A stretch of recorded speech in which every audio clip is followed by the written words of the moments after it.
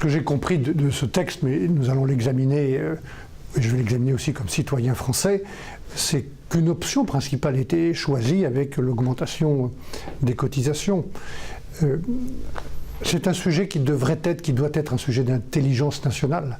Ça concerne tous les Français, les jeunes comme les actifs, comme les retraités d'aujourd'hui et de demain. Et donc pour cela, s'il y a un vrai débat public, si ça devient un sujet d'intelligence nationale, tout le monde comprendra qu'il y a un effort à faire de tous les côtés.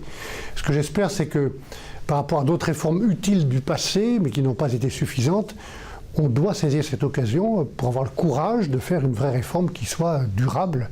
J'espère que ce sera le cas finalement. Sur le principe, dans le principe, l'idée de taxer davantage la pollution et moins le travail, c'est une idée que nous avons ici recommandée, que d'autres pays d'ailleurs ont mise en œuvre avec succès pour leur propre compétitivité. Mais ce qui est clair aussi, c'est qu'en France, ça suffit les impôts. On est arrivé à un seuil qui ne peut plus être dépassé de prélèvements sur les entreprises, sur les consommateurs, sur les citoyens et sur l'économie.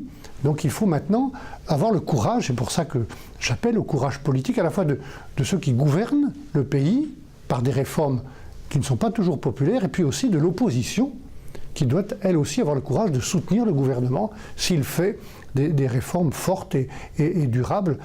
Donc sur le principe, oui, il faut davantage mettre l'accent sur des impôts qui pénalisent la pollution que le travail, mais il ne faut plus augmenter les impôts en France.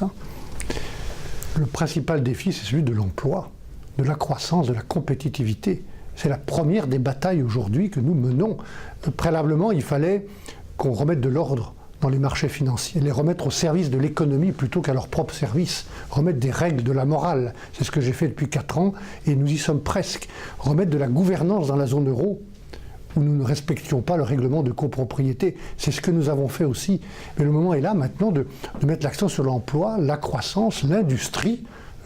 Précisément, je pense que les Européens doivent retrouver l'audace qu'on a eue il y a 60 ans avec la CECA et mettre en place une vraie et nouvelle politique industrielle pour que l'Europe reste ou redevienne, quand elle a cessé d'être, une base de production manufacturière. On ne peut pas accepter que l'Europe soit simplement une terre de consommation des produits et des services fabriqués par les Chinois ou les Américains.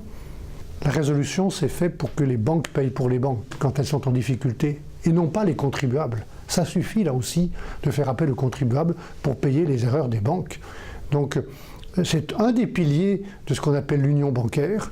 Dans la zone euro, les 6000 banques vont être surveillées, supervisées par la Banque Centrale Européenne. C'est une vraie révolution. Et nous allons avoir aussi un système de résolution pour résoudre une banque, organiser une faillite ordonnée quand ce sera nécessaire. Mais tout ça s'inscrit dans un cadre beaucoup plus général, où par près de 28 lois de régulation depuis 4 ans, nous avons mis en place les outils pour que ça ne se produise plus, pour que les banques soient mieux capitalisées, prennent moins de risques, soient mieux supervisées, que les bonus qui encourageaient les prises de risques soient limités. Donc tout cela est en place maintenant, mais finalement il peut y arriver qu'il y ait des faillites ou des difficultés, donc nous devons les résoudre ensemble, c'est ce que j'ai proposé.